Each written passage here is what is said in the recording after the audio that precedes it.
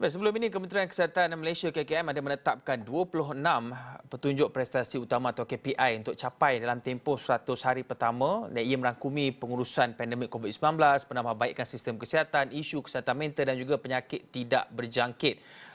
Dan untuk melihat perkara itu, kita lihat kepimpinan baru di bawah Ahli Parlimen Rembau, Khairi Jamaluddin juga tidak meminggikan isu seperti kesihatan mental, petugas perubatan kontrak dan NCD atau pembangunan kesihatan kanak-kanak. Dan untuk mengulas lanjut, saya nak bersama dengan pakar kesihatan awam Fakulti Perubatan dan Sains Kesihatan UPM, Profesor Maida Dr. Malina Osman. Assalamualaikum Prof. Prof, Waalaikumsalam. kalau kita lihat setakat ini, penilaian Prof sendiri sebagai seorang pakar kesihatan awam dengan usaha yang dilakukan oleh KKM dalam menangani atau memerangi COVID-19 dalam tempoh 100 hari ini. Saya berpendapat di bawah kepimpinan YBKJ, Kementerian Kesihatan mempunyai strategi yang lebih kemas dan teratur, dan kita lihat bagaimana keadaan saya lihat terkoordinasi dan terkawal dalam tempoh beberapa bulan selepas kita mengalami lonjakan kes yang begitu tinggi pada bulan Ogos yang lalu. Dengan pendekatan pemvaksinan yang dilakukan secara besar-besaran dan juga mengambil kira strategi terkini dan juga apa yang pernah dilalui oleh Kementerian Kesihatan, kes berjaya diturunkan dan dikekalkan pada masa ini, dan kita melihat kepada strategi dos penggalak dan juga untuk mengadakan ujian saringan bagi setiap aktiviti berisiko adalah langkah tepat untuk dilaksanakan. Secara umum, saya berpendapat keadaan wabak COVID-19 di negara kita jauh lebih baik di sepanjang tahun ini, agak stabil, dan kita harap ianya dapat dikekalkan. Saya juga ingin mengambil kesempatan ini untuk mengalu-alukan langkah Kementerian Kesihatan, dan saya lihat di bawah YBKJ banyak mengambil kira pendapat-pendapat pakar dalam menambah baik strategi, antaranya perkongsian data yang dapat sama-sama kita manfaatkan. Satu lagi, langkah yang dilaksanakan oleh YBKJ mengadakan lawatan mengejut ke fasiliti kesihatan adalah merupakan satu langkah yang sangat dialu-alukan dan wajar diikuti oleh kebanyakan pegawai-pegawai atasan bagi mengetahui apa sebenarnya yang berlaku di lapangan. Ini sangat relevan, terutama apabila kita menguruskan wabak dan juga kes-kes kritikal di peringkat lapangan. Prof, tahniah kita ucapkan kepada KKM di bawah yang terajui oleh YB Khairi Jamaluddin. Tapi dalam masa sama, walaupun mereka lebih tersusun ketika ini, lebih cakna dalam melihat pendapat pakar dari pelbagai sudut, pemegang taruh dari pelbagai sudut. Cuma apabila kita cakap mengenai perang melawan COVID-19 ini, ia tidak mudah. Cabarannya akan sentiasa wujud dari semasa ke semasa. Ditambah pula dengan kemunculan varian baru, Omicron ini.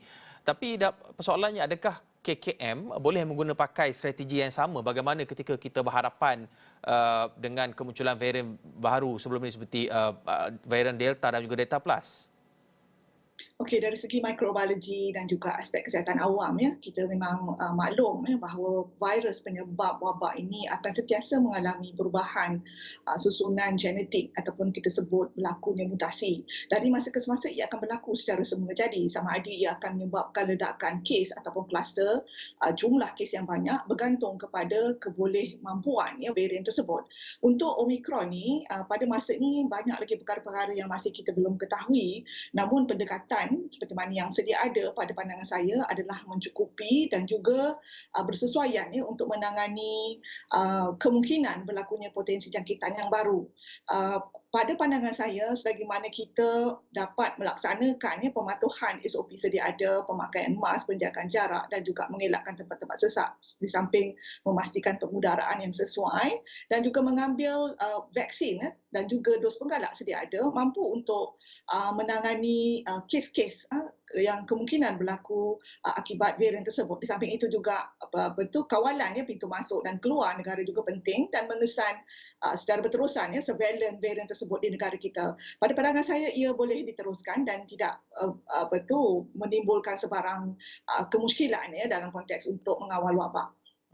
Prof, dalam cakap mengenai soal pengawalan wabak ni, hari ini kita lihat VTL sudah secara rasminya bermula antara Malaysia dan Singapura, dan hari ini juga kita menyaksikan dilaporkan sebentar tadi ada kes pertama positif yang dikesan melalui VTL ini. Adakah kita perlu gusar khuatir ataupun bimbang dengan ini, ataupun sebenarnya kes-kes positif ini sudah dijangkakan walaupun VTL atau Vaccinated Travel Lane hanya untuk mereka yang sudah lengkap vaksinasi, Prof? Okey, kalau kita lihat pada suasana semasa ya yang telah dimaklumkan kepada kita dengan berlakunya fenomena penurunan antibodi di kalangan mereka yang telah lengkap divaksin, dan kita ambil maklum ya kelonggaran SOP pada sebahagian aktiviti yang membenarkan pelitup muka dibuka ya. Jadi saya secara umumnya berpandangan memang kita jangkakan terdapat kemungkinan kes-kes yang positif akan dikesan walaupun individu berkenaan telah lengkap divaksin.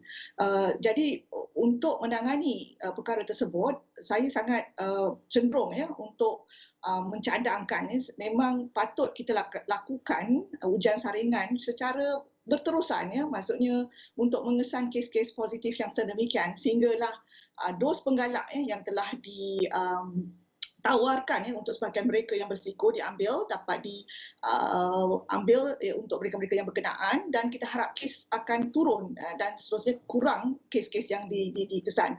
Ujian saringan ini penting bagi mengelakkan tularan kes baru dan juga kemungkinan berlakunya kluster, dan pencegahan dapat dilaksanakan dengan lebih awal. Prof, bergerak ke hadapan, apa langkah yang perlu mula diambil oleh pihak KKM selain daripada mengekalkan langkah sedia ada yang telah mereka lakukan yang cukup tersusun, sangat terkoordinasi keadaannya, tapi bergerak ke hadapan melihat kepada penurunan efikasi vaksin, kemunculan varian-varian baru, pembukaan lebih banyak lagi sektor-sektor sosial dan juga ekonomi. Bergerak ke hadapan, apa langkah yang perlu dilakukan oleh KKM bagi memastikan prestasi cemerlang ataupun KPI yang mereka catatkan dalam 100 hari pertama ini dapat dikekalkan bukan hanya untuk 100 hari pertama tapi sekurang-kurangnya sampailah kita keluar daripada endemik ataupun sehinggalah kerajaan yang ada ini tempoh mandatnya tamat. Saya berpendapat yang agak kritikal pada masa ini yang memerlukan penambahbaikan adalah dari segi penguatkuasaan. Ya. Saya melihat isu yang mana pemeriksaan mereka-mereka yang lengkap divaksin dan sebagainya untuk aktiviti-aktiviti yang diwajibkan tidak begitu ketara, yang mana mungkin ada satu sistem ataupun mekanisme untuk diwujudkan bagi menangani isu tersebut. Dan isu penguatkuasaan ini bukan hanya untuk wabak COVID ini saja, tapi juga isu-isu seperti merokok ya di premis makanan ataupun pemantauan ya perkara-perkara yang berkaitan dengan kawalan penyakit berjangkit yang memerlukan ya usaha-usaha ataupun prosedur di bawah akta-akta yang sedia ada. Untuk penguatkuasaan ini saya maklum kekurangan kaki tangan dan sebagainya sebab dalam tempoh pandemik ni banyak usaha-usaha lain ada perlu ditumpukan. Namun sistem mungkin boleh ditambah baik ya, seperti mana kita ada MySejahtera ataupun sistem CCTV dan sebagainya yang dapat membantulah pihak KKM untuk membuatkan penguatkuasaan tersebut. Kewujudan akta tanpa penguatkuasaan pada pandangan saya agak kurang berkesan untuk jangka masa panjang. Ini perlu dilaksanakan sedikit demi sedikit untuk memperkukuhkan lagi tata cara dan juga langkah kawalan yang dilaksanakan oleh Kementerian Kesihatan. Terima kasih Profesor Madya Dr. Malina Osman, Pakar Kesihatan Awam Fakulti Perubatan dan Sains Kesihatan UPM berkongsi pandangan dan juga cadangan yang boleh dipertimbangkan oleh pihak KKM bergerak ke hadapan bukan sahaja selepas 100 hari pertama tapi dalam usaha kita untuk melawan COVID-19 ini.